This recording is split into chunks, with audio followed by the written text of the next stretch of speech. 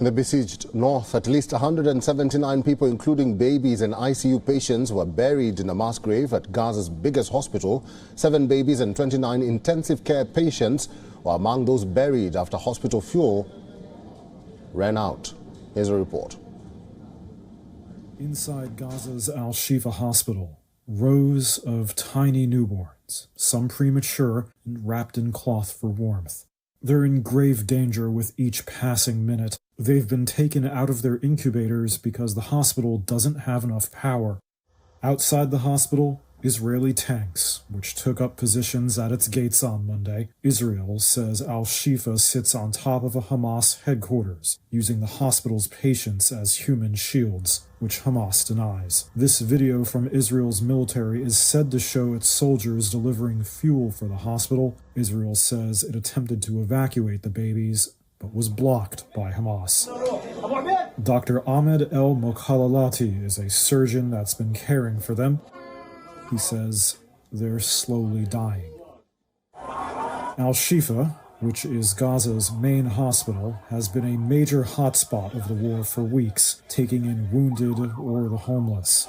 The Gaza Health Ministry spokesperson, who's inside the hospital, said Monday that it had lost 32 patients over 3 days from the conditions, including the infants. They also say Israeli drones and snipers are firing into the hospital, making it impossible for medics to move around the halls, which Reuters could not immediately verify.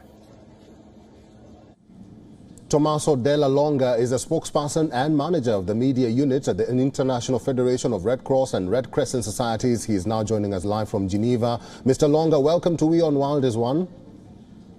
Thank you very much for having me today.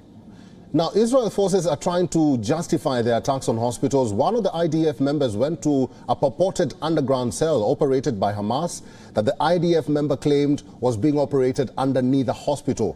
Who is saying what, and who should we believe? Because we have doctors, including some from your organization, who say they have never seen or even heard of such cells in the years that they've been working there. And Israel says Hamas is so secretive, so hospital staff may not be aware of anything. Thomas, what do you make of this? Look, I think that is a very complex question, I would say, but then I don't have enough information to speak about these videos and this allegation. What I can say, though, is that hospitals are sanctuaries everywhere in the world. Hospital must be protected by all the parties in conflict, and also hospital must never be used for any military operation. So this is what we are saying, what have been saying since the beginning, and also our call to all the parties since the beginning. It's really to stick to their whole legal obligation, but also moral obligation. What I can tell you is that what we are seeing in this very moment in Gaza is an health system collapsed, where hospitals cannot take care anymore of patients. And of course, this is really concerning, because we are talking about thousands of people that will not have access to any healthcare facility. Tommaso, Israel is relentless on their call to evacuate Gazans, including patients at the Al-Shifa hospital, which is the biggest hospital in the Strip. How cumbersome is it for medical professionals to transfer their patients? Where do they even take them, if at all it is necessary for them to move them?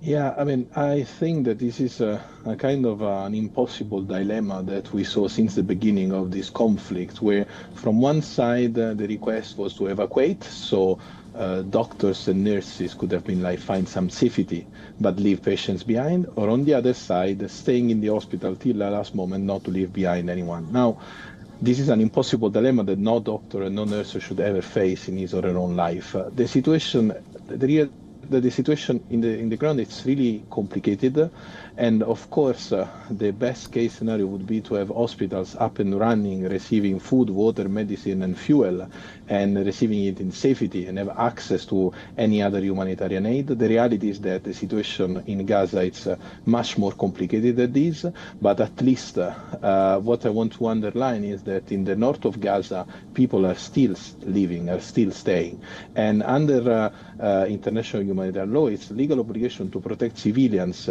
if they decide to stay or if they decide freely to leave.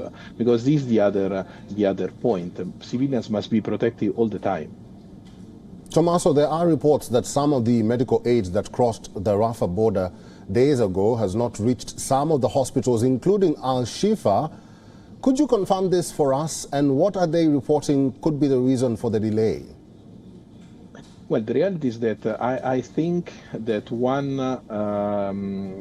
some humanitarian aid, one convoy arrived to Al-Shifa some days ago, but what I can tell you that, for instance, Al-Quds Hospital of the Palestine Red Crescent, which is in Gaza City also, never received any humanitarian aid. And it's very difficult to arrive in the north, almost impossible, for security reasons. If there is no safety, there is no humanitarian operation. And this is why we have been saying since the beginning that we need a safe and uninterrupted access in every part of Gaza, including the north, where, of course, the needs in the Gaza Strip are always everywhere enormous, but in this very moment in the north are even bigger than the south. And the reality is that, again, safe and uninterrupted access means being able to reach entire communities or group of people or even individuals that are calling us, are calling different organizations. No one can reach them because of safety. So it's really critical to get this safe humanitarian access to get to those who are in need. Tommaso, very quickly and very briefly, how safe is the south of Gaza?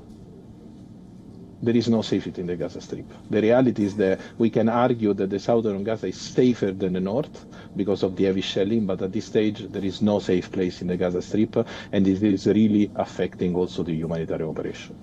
All right, I've been talking to Tommaso Della Longa. He's a spokesperson and manager of the media unit at the International Federation of Red Cross and Red Crescent Societies. Tommaso, thank you very much for talking to us today. Thank you. WION is now available in your country. Download the app now and get all the news on the move.